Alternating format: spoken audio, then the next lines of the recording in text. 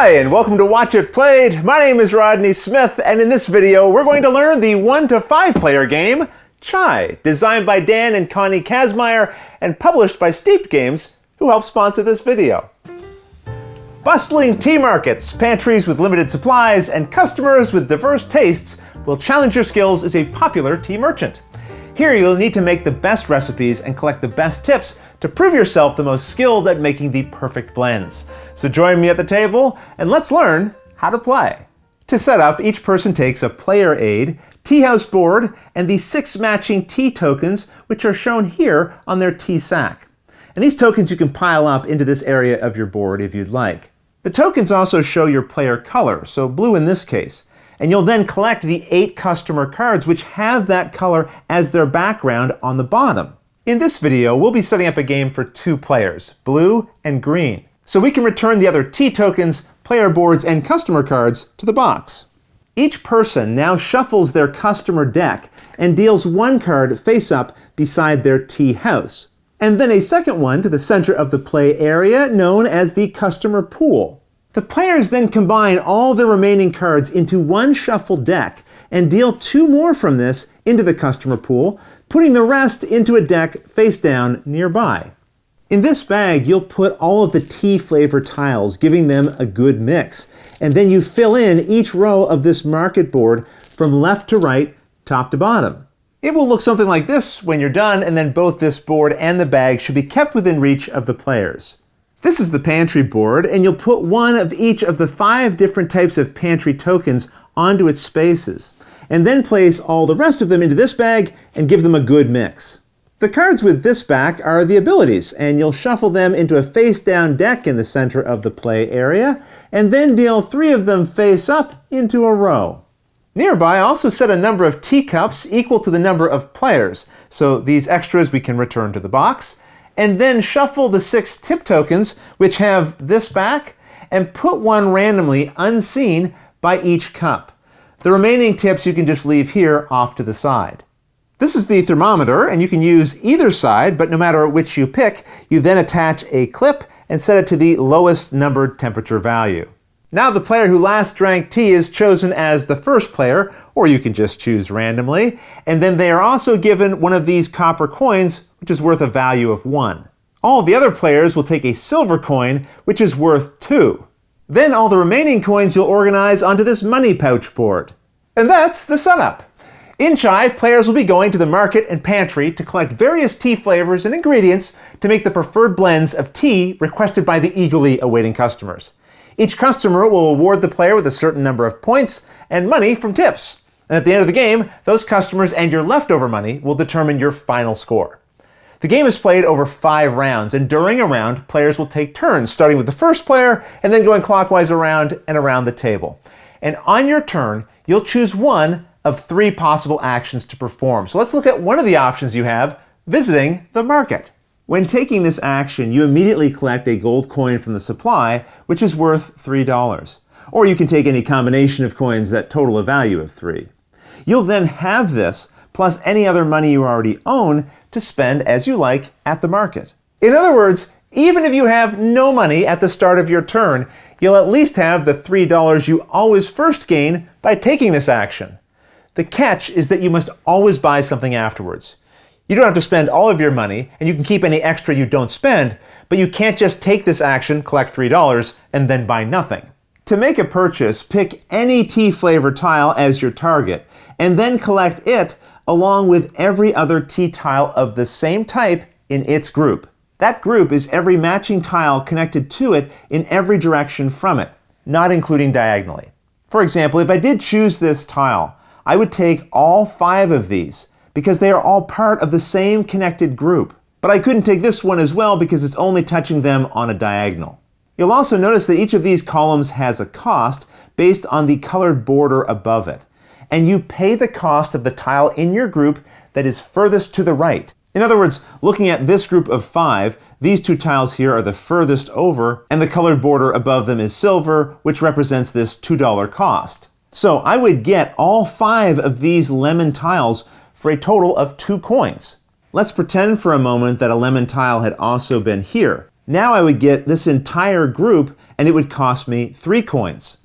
Either way, after paying the related cost and then collecting any change as necessary, you remove the tea flavors that you purchased from the market and then you place them into the spaces of your tea house. At most, a player can only have 12 tiles in their cupboard at a time, and if you ever gain more, immediately discard any of your choosing until you're back down to 12.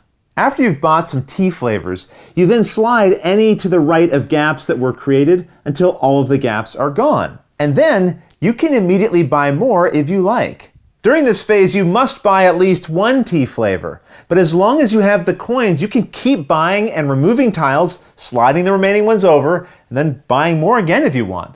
In this way, before making a purchase, you'll often want to consider what it will do to the layout of the market and see if you can find better ways to chain together purchases to get the most flavors for the best deal. Maybe now I'd buy this group of 2 ginger that was just created after the tiles had been slid over for $1. That said, once you've made all the purchases that you want to or can afford, you then refill all of the empty spaces in the market by drawing randomly from the bag and refilling in the rows from left to right, from top to bottom. Now, if this tea market bag is ever empty, then as we'll see later, you'll find several discarded tiles in the teacups, and you just take all of them out, mix them back into the bag, and then keep drawing as necessary to refill the market. Okay, so those are the rules for taking the visit the market action. But instead of that, on your turn, you might take the visit the pantry action. So let's see how that works. First, if you want, you can always pay a value 1 coin to discard all of the tokens here, putting them back into the pantry bag. And then you refill the empty spaces with new tokens drawn from the bag. And you might do this if you don't like any of the current options. But you may only do this once per this action. Then, whether you reset the pantry or not, for free, you can take any 3 ingredients here or blindly from the bag in any order. For example, maybe I'll take this one, then reach in and grab another token, hey, the same type, and then grab a little milk. These ingredients you collect are placed onto the plate spaces for them here at the bottom of your tea house, and at most, you can only have 6. If you ever gain more than that, then discard any that you like until you're back down to 6. Once you're done the action, you then refill any empty spaces with new tokens from the bag. And if this bag ever runs out, again, just refill it with all the discarded tokens that you'll find in the teacups. Finally, we come to the last action you may instead take on your turn: reserve a customer and use an ability. To reserve a customer, take any one from the customer pool or a face-down one from the top of the deck. If you take one from the pool, then immediately draw a new one to replace it. But in both cases, the customer you reserved is placed beside your tea house. You can never have more than 3 customers reserved at a time, so if you reserve a 4th, just pick one of them to discard face down to the bottom of the customer draw deck. Then you may use an ability, if you like, by picking any one of the 3 actions here to resolve. For example, this symbol means any flavor tile. So with this ability, you can sell any one flavor tile you have and take a $2 coin, where this is the symbol for any one pantry item. So this effect lets you take any one pantry item from the board and then replace it after. Abilities that you resolve are not removed. They'll stay here and then can be used with this action again later by you or another player. I won't go through the 8 different abilities here in this video, but you can find them all explained here in the rulebook if you have any questions. And those are the 3 possible actions you may pick from on your turn. Either visit the market, visit the pantry, or reserve and use an ability. But no matter which one you pick, after resolving that action, you may then, if you wish, also fulfill one order. To do this, pick any one customer you've collected beside your tea house or that is in the shared central pool, and then pay the combination of tea flavors and pantry items they show at their bottom. For example, this customer's tea needs all of these items, and I do happen to have them here in my tea house. But in addition to those ingredients, you must also pay a tea token matching that customer's color. If this is a customer matching your color, which in this case it is, you take the tea token from your own sack. However, you can also serve customers in other players' colors. In this case, I also happen to have the items needed to serve this customer instead, but they require a green tea token. When this happens, you must pay 1 coin to that player, and then they must give you the related token from their sack. If you cannot afford to pay for their token, then you cannot fulfill that order. Assuming you can fulfill the order that you've chosen, you then pick any one of the teacups that still has a tip token face down in front of it. And then you drop all of the ingredients from the order into any one of those, and don't forget to include the tea token. You then flip over the tip token that is sitting in front of that cup and collect that amount of money, and then put the tip itself to the side with the other unused ones from the setup. You then put the customer whose order you fulfilled face down near your tea house. These do not count against the limit of up to 3 customers that you can have reserved at one time. I should also mention that if the customer you served had come from the central area, then you replace it right away with a new one from the deck. Now remember, earlier I said that to fulfill a customer's order, you must also pay a tea token that matches its color. And keep in mind, there are only 6 tokens of each color.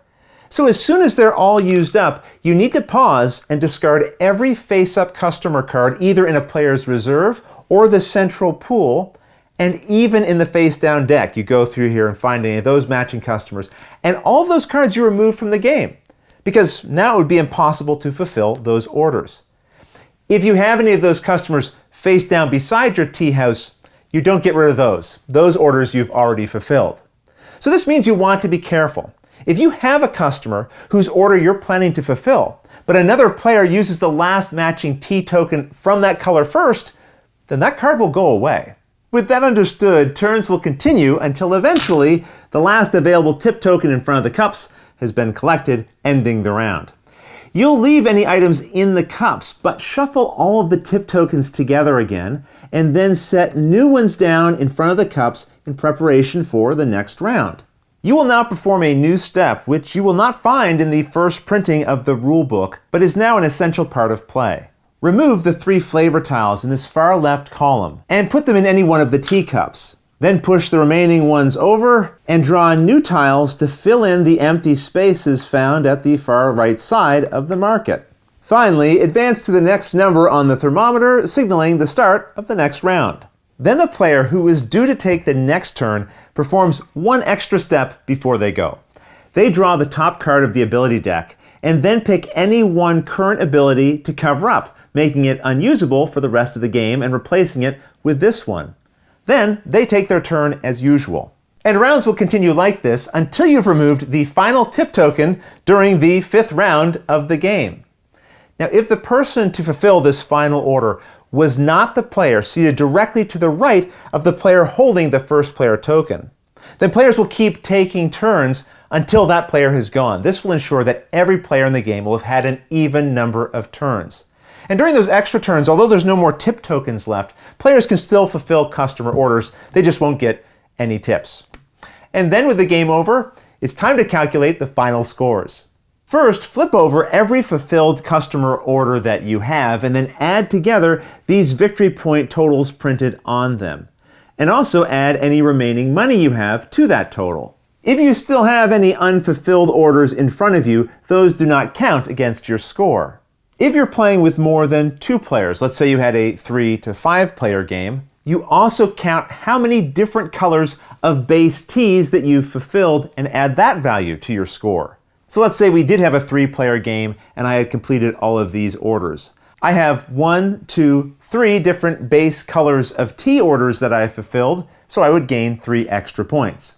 The player with the most points wins. And in the case of a tie, the tied player who fulfilled the fewest number of customers wins. And if there's still a tie, the tied players share the victory. Now, if you want to play and score with the Connoisseur Variant, this adds a couple of twists, which I'll go over now. First, any reserved customer cards that you have that are not yet fulfilled are kept face down while playing. Just be sure to keep these separate from your fulfilled customers. Also, at the end of the game, check each teacup one at a time and see who has the most of their base tea tokens in that cup. That player will get 1 extra point. So for this cup, the blue player would get a point. If there is a tie for most, then all of those tied players get a point. And finally, in this variant, you lose 1 point for every customer you collected whose order you did not fulfill. The game also comes with solo and cooperative rules that are listed here on the back of the rulebook, but those I'll leave for you to discover on your own. Otherwise, that's everything you need to know to play Chai. If you have any questions at all about anything you saw here, feel free to put them in the comments below, and I'll gladly answer them as soon as I get a chance. You'll also find forums for discussion, pictures, other videos, and lots more over on the games page at Board Game Geek, and I'll put a link to that in the description below.